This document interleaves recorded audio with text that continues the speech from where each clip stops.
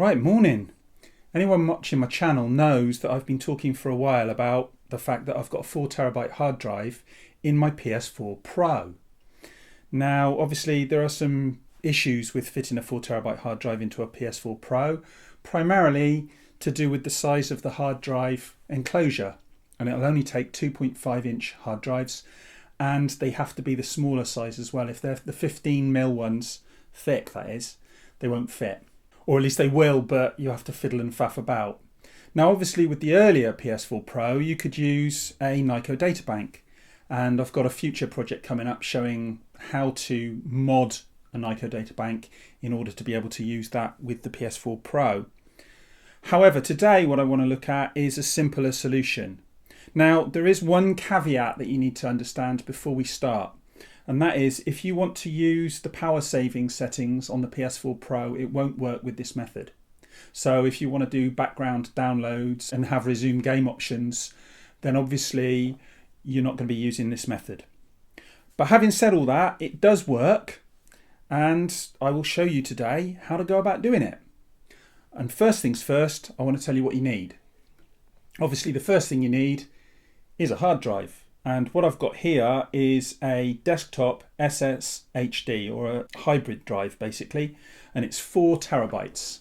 I don't know if you guys can see that on there, but it's a 4 terabyte Seagate SSHD. And they are a little bit faster than your standard hard drives, so that's why I've gone for that one, and they're not considerably more expensive, so that was worth going for that. The second thing you'll need is a Sata extension cable, and I don't know if you can see that there. Now, these come with little lugs here and here on the two sides. You can just about see that it's slightly discoloured, and what I've had to do is I had to cut those lugs off with a Stanley knife. So obviously you don't want to be cutting this bit off, just the two lugs on either end. And this will connect to the hard drive and then to the PlayStation, but we'll get to that in a moment. The other thing you'll need is a power supply. Now, the PS4 Pro, or the PS4 generally, won't drive a standard hard drive. You'll need extra power. So what I'm using here is a Molex power supply. And with that, you'll need a kettle lead. Basically a 3-pin plug in the UK, or I think it's a 2-pin in the US, and it'll have that connector on the end, if you can see that. And that plugs into there. And a lot of places will sell the Molex power supply with the cable as well, so you shouldn't have to worry about it. And if you look on this end, as I say, it's a Molex power supply. It is basically designed for, well, old style hard drives and any other hardware that you would use with a Molex power connector. And obviously the Sata drive that I have got here doesn't use Molex. So what else you need is a Molex to Sata adapter. And that plugs in to there. Oh, get it the right way round, to there like that. And then it will plug to the hard drive, but we'll get to that again as well in a moment. Now, like that, with the bare drive, you can actually get all this working. But what I've done is I've added this to the equation. Now, what this is an old Sata IDE hard drive enclosure. And what I've actually done is, if I get the screws off here, I'll show you, is I've stripped it. So in effect, it is just a case for the hard drive. And I'll show you what I mean. Get those off. So first things first, if you look here, there's actually a bar that goes across here that's part of this rear panel. And I've had to cut that off. You may find you need to do that. Any of these kind of enclosures will work, but you may find, if you're like me, you may find there's not enough space to get these cables through. So you'll need to cut that off. And that's what I've done there. But again, we'll get to that. And that's the enclosure. Now, the enclosure, that's just the case for it. The enclosure here comes with a switching mechanism here, and there's actually still a switch on the front, which I haven't got rid of. Doesn't do anything now. And on here was a load of electronics, and it was screwed on, and I've basically taken the screws out and pulled it all out. So there's nothing in there now apart from just the empty space for the hard drive to go in. And that's that. So what else do you need? Well, you need a couple of tools. You'll need a tiny Phillips screwdriver.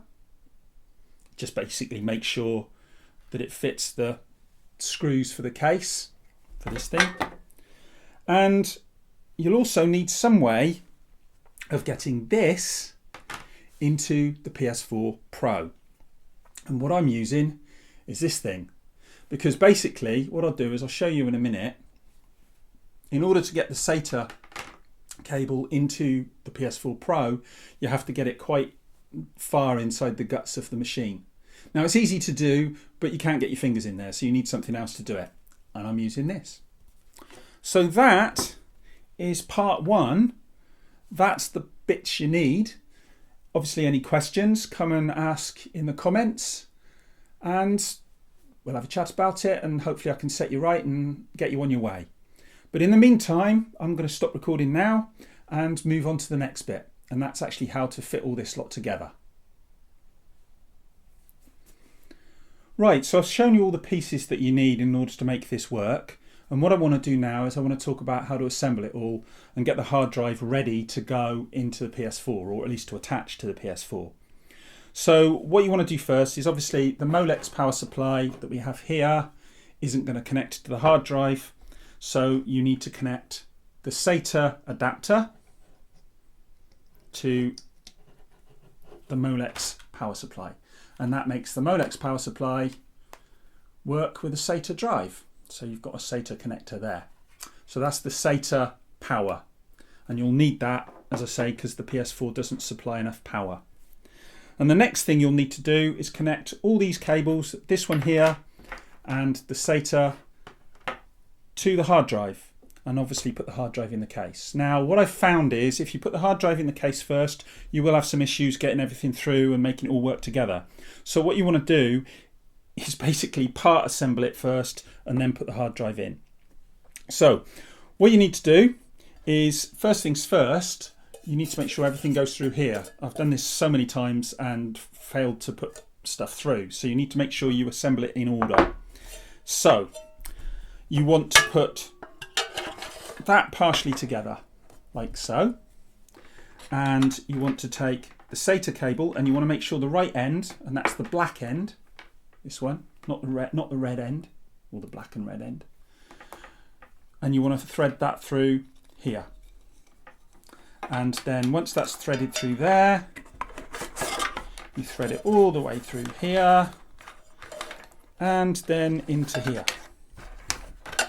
And try and keep the black bit where you can actually get to it. As I say, this is a bit of a palaver, but it does work, believe me. So that's that bit through there. And then you want to do exactly the same with the Sata connection. Well, that's a little bit more of a problem, but it will go through. There you go. That's the first bit through. And thread the next bit through as well. There you go. That's all through there. And then through here. Yes, I know it's a pain, but it does work, as you will see in due course. That's through there, and then that one through there as well. So now this is all connected up, or at least partially connected up, and ready to connect to the hard drive. So let's connect these to this. And you've got two connectors here. You've got the power supply, which is this one. Now, if you look on these, I don't know if you've connected these before, but they've got a little clip on one end and they line up. So if it won't push in, you've got it in the wrong way round. So you just push it in like so, and it's in. And then you've got the Sata as well, and you want to make sure that that one goes in. Again, it should be set the right way round. So if you look, there's a little clip, I don't know if you can see it on there, but there is a little clip at one end, and you line the clip up and it'll just push straight in. And that's basically it. And from there, all you need to do is connect the hard drive to the case with the screws that come with it. So you just do that up like that. I'm not using 4 screws, I'm only using 2. Put them in diagonally and it'll hold it perfectly well. It's just to stop it moving about inside the case. Okay, so that's that side of things done. And now you just want to tidy it up a bit. So what I'll do is I'll basically tidy this up a bit, and then I'll come back and show you how to assemble it all from there. So we're back. And what I've done, I don't know if you can see, but I've tidied up the cabling a little bit. I've got the cables coming off the Sata connector, going to the Molex connector, and I've taped that onto the case. Now you won't see the tape that goes along the back here because there'll be a plate on the back, but that just holds it in place and stops it wobbling around inside the case. And then I've threaded these through, as you can see, and all you need to do is you just slide the case back on like so.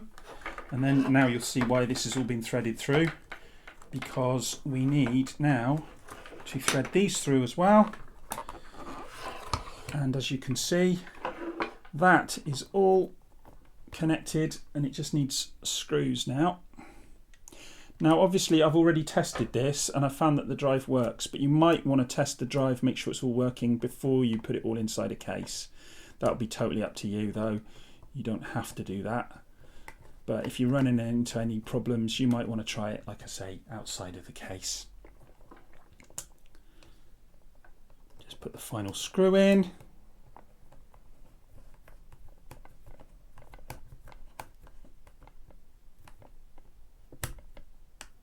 Right, and that now is all connected up and pretty much ready to go. As you can see, all that does is just stick out the back there. And there's the power supply, and there's the Sata cable, where is it? Sata cable that goes to the PS4 Pro. And what I'm going to do now is I'm going to show you how to take the drive out of the PS4 Pro and connect this one up in order for it to work. So bear with me and I'll get the Pro up and show you what to do. Okay. Right, and we're back again, and as you can see I've got my PS4 Pro here, and this is the back of it at this end. And this is exactly the same as you would need to do in order to fit a 2 terabyte hard drive or something within the drive. It's just taking it apart. And that's really easy. And all you've got to do is flip it up on end. Now, I don't know if you can see very well, but there's a little clip just here. Now, when you first get it, you'll have a piece of tape over the top like this, that piece of tape there. And you just take that off. And then you can just put your finger underneath here and clip the clip off. Now my clip is a little bit broken now.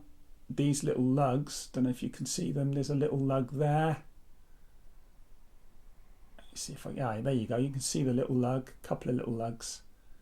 And they are very, very flimsy, and one of mine's bent a little bit. So do be aware of that. It can cause problems. Very, very flimsy. I'm not very impressed with the build quality there. Rest of the machine's not too bad, but yeah, not too impressed with that. Now, once you've got that off, you will see that there is a screw, and you can see that there. There you go. And you just want to take that off with a screwdriver. And it's the same one I've been using so far. So you just undo that.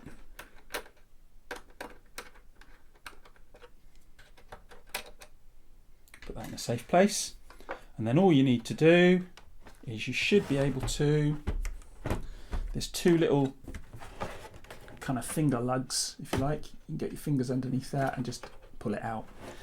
Might be a little bit tight because it's clipped in, but it should just, there you go, it's just, and then you just ease it out like so, and there's your drive. Now if you put in a 2 terabyte drive, 2 terabyte laptop drive in, just take these screws out and replace the drive, and then you do the PS4 Pro update. But we're not going to do that, we're doing something a bit more difficult. So I'm going to set that aside, and I may well be putting that inside my original PS4 because it will still work. Obviously it'll need to be reformatted and so on and so forth, but it will work. Right, so we've got the drive out, the original drive out, and now what we need to do is we need to get the SATA cable from the new drive in here, and that is where it gets complicated. So bear with me, and we will try and do that now. So there's the drive all in its enclosure. There's the SATA power supply, or the Molex power supply with the SATA adapter, I should say. And there is the SATA connector that we need to get inside here. And that is where it gets difficult. Now, it goes down, and it's, if you look, there's a little lug. Again, there's always lugs on these things. There's a little lug on this end, and that lines up with the left-hand side cable. You'll see there's only one way it can go in, really. And what you need to do is you thread it in, and you need to just plug it in. But obviously, I can't do that at the moment. It's too flimsy. So what you'll need to do is try, and it is a palaver, try and get it plugged in to the actual connector. And I'm going to leave that because, like I say, it is a palaver, and I'll come back and show you when it's actually connected up. But you have to have a lot of patience doing this. So, as I say, bear with me. Okay, so we're back again. And now I've actually, as you can probably see here, I've actually threaded the cable into the PS4 Pro. Now, what I've done here, I don't know if you can see this very well. Let me see if I can show you. You probably won't see right in there. Don't know if you can or not. But basically, you have to thread it down inside, down in there, and the SATA connection, the SATA data connection, is down on the left hand side. This is the top of the PS4, or sorry, this is the bottom of the PS4, and this is the top of the PS4. So you've actually got it upside down as we're looking at it. And on the left hand side here is the SATA data connection, and you push that down in there, and then you either use this or you can use one of these once it's in to just sort of prod it in and get it in tight. And then what I've done is I've put a bit of gaffer tape over the back here to stop it wobbling around and pulling out, and that's pretty much the best you can do. Now, I did have the cover back over, but it doesn't fit at all really with the cable coming through. You could probably thread it through the screw hole. I don't know if you can see the screw hole there. There's where you put the screw in, there's a hole there, and the screw sits there. And basically you could run it through there, and then it would probably fit better. But even so, I'm not sure it's going to fit very well, and it's not going to fit in properly. So what I'll probably do is put a bit more gaffer tape over just to seal it up a little bit. But it's your choice really what you want to do with that. But it's in, and it should be working because I have actually had it up and running, and it does work. So that's basically how to fit a 4TB hard drive to the PS4 Pro. And what I'll do next is I'll have a look at maybe converting a Nyko data bank for doing this, so you've got power saving options and stuff like that, because at the moment, as I say, I can't use power save with this. But other than that, it does work perfectly well. So hopefully that's been some use to you guys. I'm going to move on to the next bit, and I will actually show you some footage of the hard drive in action. So yeah, I'll speak to you in a mo. Right, so as you can see, we're back and the PS4 is up and running, and we've got the 4TB hard drive in the PS4 Pro. And just to show you that that is the case, let's go into settings, and we go down into system and storage management. or system storage management. And as you can see, 3.58 terabytes. Now, some of you may be wondering, why is it 3.58 and not 4? But that's nothing to do with the PS4. That's to do with the way that hard drives are measured and the way it all works. And we're not going to go into that here. But suffice to say, the 4 terabyte hard drive is in there, and it's considerably more capacity than you would get with a standard PS4 Pro. Now, obviously, there are a couple of caveats here. Now, let's go down. Where is it? Power saving settings. Now, if you look on here,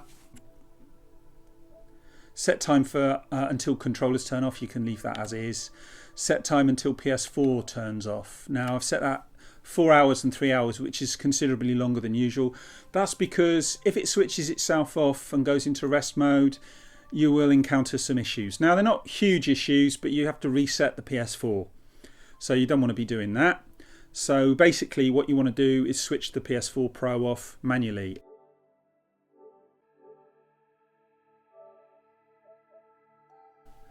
And if you look there, you don't want to go into rest mode. You want to say turn off PS4. And you always want to do that, because if you don't do that, you'll encounter problems when you turn it on.